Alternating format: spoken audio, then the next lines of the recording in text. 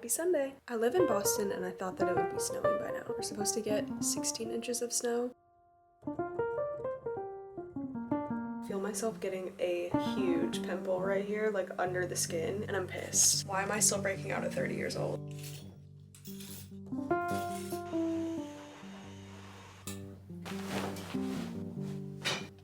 Feeling like today is a pajamas all day kind of day. I do like to change in the morning, even if it's just into something different that's also cozy. I look exactly the same. Surprised the Juniper hasn't come running over here.